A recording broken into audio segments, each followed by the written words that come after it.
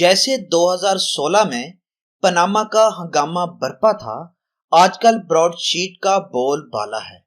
जिस पर हमारे मुल्क को जुर्माना हुआ, जो अदा भी हो गया और हम अभी तक ये नहीं मालूम कर सके कि ये क्यों हुआ। इसका जिम्मेदार कौन है? जब पानी सर से गुजर जाता है, तब हमें हाथ पैर चलाने की फिक्र होती है।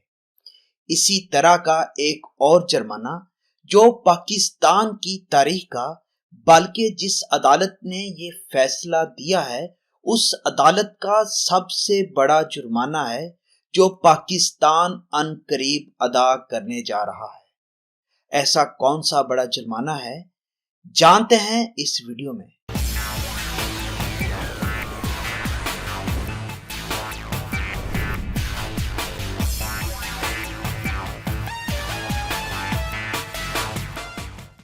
तो मजीद वीडियो की तरफ जाने से पहले आपसे गुजारिश है कि अगर आपने अभी तक हमारा चैनल सब्सक्राइब नहीं किया तो बराए मेहरबानी हमारे चैनल को सब्सक्राइब कर लीजिए और उसके साथ बेल आइकन को भी प्रेस कीजिए ताकि हर नई आने वाली वीडियो का नोटिफिकेशन आपको बर वक्त मिलता रहे। सन 2000 में एक गैर मारूफ कंपनी से किया गया खुफिया मुआहदा, जिसे 2003 में हम अपनी तरफ से खत्म भी कर चुके थे, उस मुआहदे के तहत 200 लोगों के असासे ढूंढने थे, मगर ये कंपनी किसी एक के भी असासे ना ढूंढ सकी और फिर भी ब्रॉडशीट बड़े आराम से 4.5 अरब ले गई और हम बैठे लकीर पीट रहे हैं और एक दूसरे पर इल्जामात की बौछार हो रही है। हैरानकुन बात यह है कि हमारी ही अदालत में पेश की जाने वाली रिपोर्ट इस जुर्माने की बुनियाद बनी, यानी जिस नैब ने इस कंपनी से मुआहदा किया था और इसमें यह भी मान लिया कि हम ये मुआहदा खत्म ही नहीं कर सकते, फिर भी उसे 3 साल बाद अपनी तरफ से खत्म भी कर दिया, फिर खुद ही इस कंपनी को केस जीतने के लिए मवाद भी दिया और पाकिस्तान में जिस केस की बुनियाद पर कामयाबी हासिल की, लंदन में उसी को जुटलाने की कोशिश भी कर डाली, मगर फिर भी जुर्माना हो गया। चलो हो गया तो हो गया, मगर हुकूमत ने भी बड़ी फुर्ती दिखाई और लंदन अदालत के पाकिस्तान हाई कमीशन के अकाउंट को जब्त करने के फैसले से पहले ही उस अकाउंट में पैसे भेज दिए ताकि उनका काम आसान हो सके और पैसे अदा हो सके। मतलब उस कंपनी से इतनी हमदर्दी आखिर किसी ना किसी को तो है। खैर, रात गई बात गई, मगर हम आगे की नहीं सोचेंगे। मौजूदा हुकूमत की अहलियत एक तरफ, मगर उनकी इस बात में कुछ ना कुछ तो सदाकत है कि पिछली हुकूमत जिम्मेदार है, क्योंकि इतने अहम मामलात के लिए कोई तैयारी क्यों नहीं की गई और उन्हें हल करने की कोशिश क्यों नहीं की गई। बात बड़ी तो बढ़ती जाएगी, मगर मेरा यहाँ मौजू ब्रॉडशीट नहीं बल्कि एक और बहुत ही खतरनाक बला है जो पर फैलाए हमारे मुल्क के ऊपर हमला करने के लिए तैयार है, मगर कोई भी उसको रोकने के लिए तैयार नहीं दिखाई देता। क्योंकि हमला होगा, नुकसान होगा तो हम चीखना शुरू करेंगे ना। ये तो हमारी आदत है कि तनकीद करेंगे, इस्लाह नहीं। इस बला का नाम है रेकोडिक केस। जी हाँ, रेकोडिक केस में भी पाकिस्तान पर हर्जाना हो चुका है, जिसकी अदायगी कोरोना का सहारा लेकर हमने मौखर कराई हुई है और वो जुर्माना ब्रॉडशीट से बहुत ज्यादा है और पाकिस्तान की तारीख का सबसे बड़ा जुर्माना है।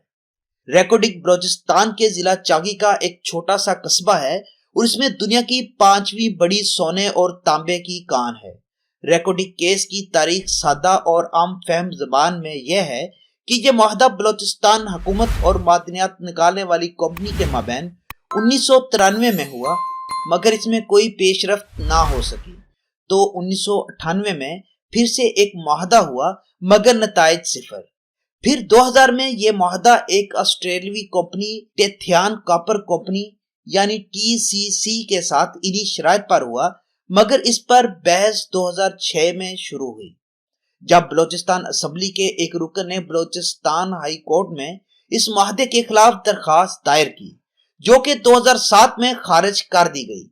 इसके बाद अदलिया की आज़ादी की तहरीक शुरू हुई, जिसके नतीजे में इफ्तिखार मोहम्मद चौधरी ने पाकिस्तान के चीफ जस्टिस का ओहदा संभाला, तो इसी बलोचिस्तान असेंबली के रुकन ने सुप्रीम कोर्ट में दरखास्त दायर कर दी, जिसके बाद कई वकाला ने भी पिटीशंस दायर की। 2008 में हुकूमत की तब्दीली हुई तो नई सूबाई हुकूमत ने 2009 में इस माहदे को खत्म कर दिया, जिस पर TCC ने 2010 में बलोचिस्तान हुकूमत को नई फिजिबिलिटी रिपोर्ट पेश कर दी और फरवरी 2011 में कान कोने के लिए एक नई दरखास्त भी हुकूमत को भेज दी,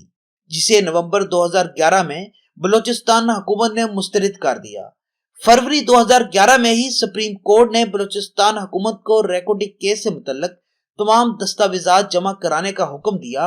और 2013 में यह फैसला भी कर दिया कि 1993 में होने वाला ये मुआहदा आइन से मुतसादम असूलों की बुनियाद पर अमल में लाया गया है, इसलिए अदालत ने इस मुआहदे को गैर कानूनी करार देकर मनसूख कर दिया। मगर सुप्रीम कोर्ट के फैसले में इस अमर पर कोई रोशनी नहीं डाली गई कि आलमी अदालतों में इसके क्या असरात हो सकते हैं।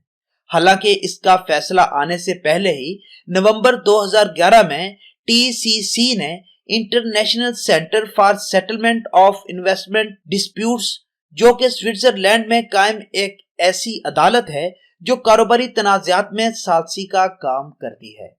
में केस दायर कर दिया था और यह नुक्ता उठाया था कि मुआहदे की मनसूखी की वजह से उसका वक्त और पैसा जाया हुआ है, चनाचे पाकिस्तान को इस ज़िया का हर्जाना अदा करने का पाबंद किया जाए, जिस पर 2019 में आलमी सालसी अदालत ने पाकिस्तान के खिलाफ फैसला दे दिया और हुकूमत पाकिस्तान को तकरीबन $6 अरब हर्जाना अदा करने का फैसला सुना दिया। यह जुर्माना अदालत की तारीख का सबसे बड़ा जुर्माना है, जो कि पाकिस्तान को आलमी मालियाती अदारे से मिलने वाली उधार रकम के बराबर है। पाकिस्तान ने इस जुर्माने के खिलाफ ये कहकर अपील दायर कर दी कि इतनी बड़ी रकम की अदायगी से पाकिस्तान की कोरोना के खिलाफ लड़ाई मुतासर होगी और आलमी अदालती ट्रिब्यूनल ने इस फैसले पर अमल दरामद फिलहाल रोक दिया है। अब इस साल इसका फैसला होगा, मगर क्या हम इस फैसले को कालेदम करवा सकेंगे? इसके लिए क्या तैयारी हो रही है या फिर इतनी बड़ी रकम भी अवाम पर एक बोझ बनेगी, जो कि पहले ही कर्जों में गर्दन तक डूबे हुए हैं और पहले ही महंगाई के हाथों परेशान है।